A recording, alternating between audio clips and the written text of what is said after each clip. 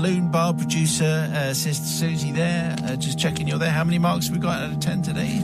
10 out of 10. Still 10. Wow. That's good. Consistent scoring. Yeah. Consistent, And what is our drink of the day, please? Well, I thought maybe a nice hoppy pale ale would be good, but maybe a half a pint rather than the full Just pint. a half, because it's Wednesday. Yes. It's Wednesday. Okay, so that's our drink of the day. Thank you very much. Today's confession comes from Hannibal Haze. Thank you, Hannibal Haze. That'll mean something to some people. Father Simon, Brother Matthew, Sister Susie, and everyone else of the Redemption Convention. Oh, I like that. Oh, I like that one. I think that's very good. I think that's new. Hannibal Haze says, I write to you of the events of the summer of 1980, when as a young man of 20, 3 of us decided that we would go on a camping holiday to France. The group consisted of me, BJ, and Dave. Now, we'd heard that the train guards of SNCF, the French railway company, weren't usually able to collect payment if they found someone on the train without a ticket. Their policy was to get the driver to stop at the very next station and throw them off. As we were in no hurry to get to a particular destination, we thought we would test this on a trip to the south of France and see what happened. I realise now that trying to avoid paying a fare on a train is a stupid thing to do. It is. Don't condone this. Silly. Absolutely. Our first journey was the overnight sleeper service from Calais to Marseille. Our carefully thought-out strategy was to have a beer whilst waiting for the train and then to sleep on the floor between the carriages and ignore any requests for tickets. Not much of a strategy. At some point in the night, I became aware of the guard asking me for a ticket, and on receiving no response, getting a couple of hefty kicks in the back until he gave up and moved on to BJ. Unfortunately, BJ was a less tolerant soul to this kind of treatment, and forgetting our strategy, did respond to the guard. Once the guard established that he had no ticket, he marched him and his backpack off down the train. Dave and I exchanged glances and decided that the best support we could give him was to go back to sleep. Lads. The next thing we knew, sometime later, BJ waking us up and saying we had to get off the train urgently. What had happened was that BJ had been taken to a small guard's compartment and locked inside. He also needed to go to the loo at some stage whilst he was locked up. On regaining his composure, BJ surveyed the lock on the door. These doors were opened by train conductor T-bar keys, and the Boy Scout in BJ worked out that his corkscrew might fit the lock. After a bit of fiddling, he successfully unlocked the door and came to find us. We agreed with his opinion that it was time to leave, and fortunately it wasn't long before the train pulled into the next station and we slipped away out of sight of the guard. The next day we made it down to a place called Bandol, and we found out there was a campsite a couple of kilometres inland up in the hills. As we walked up the road, we saw in the distance a lone figure heading the same way.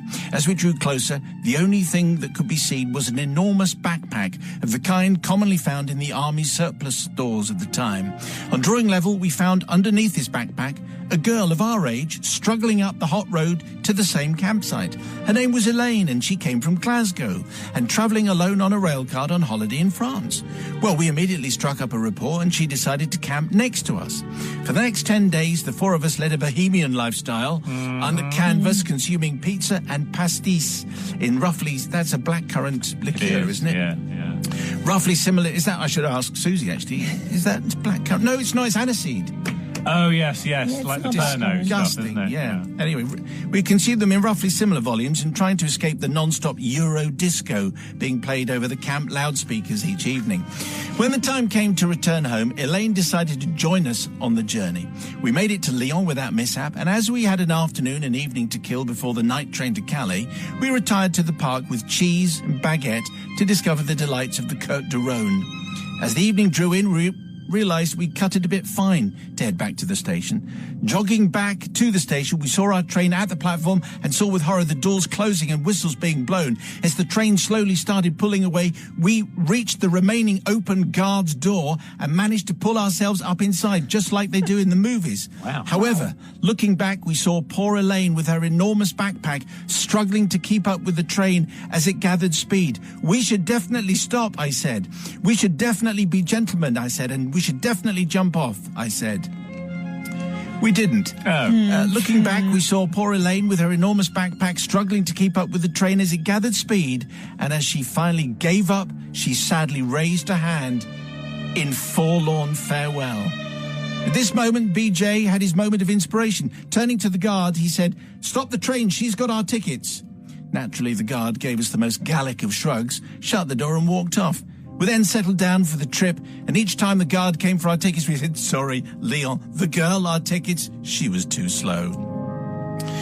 Well, and off we went. So we had a very comfortable and untroubled trip home. We felt very badly about losing Elaine a bit. And being the time before mobile phones and email, it was a few days before we established that she had arrived home safely in Glasgow and all was well. So, Simon, I think forgiveness is needed on three fronts. Firstly, from the SNCF for abusing their ticketing policy, which is not a practice I would defend now I'm older. No, and definitely neither would we. condemn that. No, Yes. Secondly, from the all. guard on the Marseille train, who would have been both surprised and dismayed in equal measure at BJ's disappearance from the compartment and what he left in his place. And thirdly, and most importantly, from Elaine, who we left on the platform at Lyon station and whose absence we then happily used to our advantage.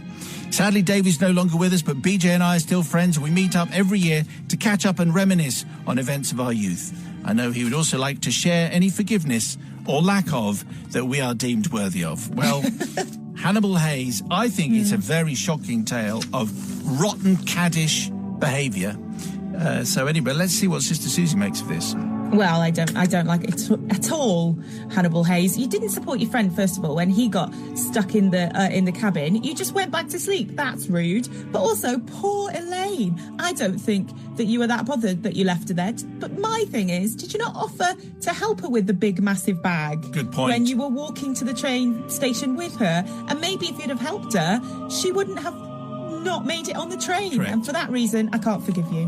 Brother from another gutter. Well, I am struggling to see where we need to find forgiveness here. What? Really? I mean, as far as the SNCF, obviously don't condone, blah, blah, blah. Yeah. But as far as Elaine's concerned, she got home safely, so that was all fine. And also, am I the only one that's thinking, maybe, Elaine, you shouldn't have been carrying such a massive bag. If your bag's too big and you can't run with your bag, guess you should have got a smaller bag. So, It's is her it all fault. your fault, It's Elaine? not her fault. Yes, it probably is. Should have got a smaller bag, Elaine. Oh.